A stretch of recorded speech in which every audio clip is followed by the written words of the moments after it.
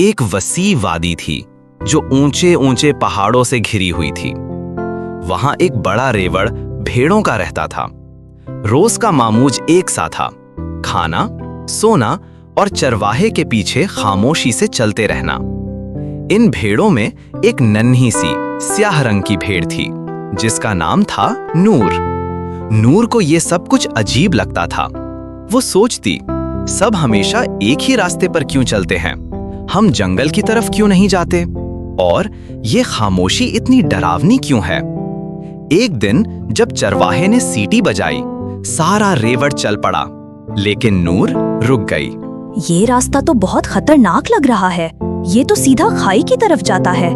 मुझे उन्हें रोकना चाहिए। नूर ने बाकियों को खबरदार करने की कोशिश की।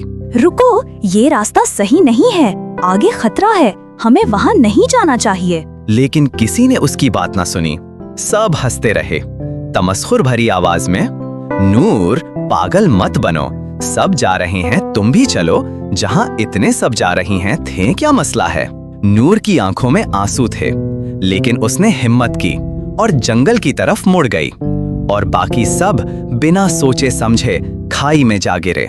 खामोशी छा जाती है, सिर्फ हल्की हवाएं सुनाई देती हैं। कुछ ही लम्हों बाद बस खामोशी रह गई, ऐसी खामोशी जिसमें पछतावे की चीखें गूंजती थीं। नूर घर वापस आ गया। मालिक उसे देखकर बहुत खुश हुआ और कहा, काश बाकी सब भी तुम्हारी तरह समझदार होते। वक्त गुजरता गया। नूर अब एक समझदार और बाहिम्मत रहनुमा बन चुकी थी। वो उन जानवरों की रहनुमाई करती जो भटक चुके थे, मोहब्बत, अक्ल और आजादी के साथ। जानवर पूछने वाले अंदाज में, अरे नूर, तुमने अकेले चलने का फैसला कैसे किया? नूर नरमी और मुस्कुराहट के साथ, मैंने अक्सरियत का नहीं, सच्चाई का रास्ता चुना था। मैंने वही किया जो सही था। आंख बंद करके हुजूम के पीछे नहीं चला, बल्कि अक्ल को इस्तेमाल किया, और आज मैं आजाद हूँ। हुजूम के साथ आंखें बंद करके चलने से बेहतर ले दुरुस्त रास्ते का इंतखाब किया जाए। हमेशा ये जरूरी नहीं होता कि जहाँ हुजूम हो वो रास्ता या जगह दुरुस्त हो।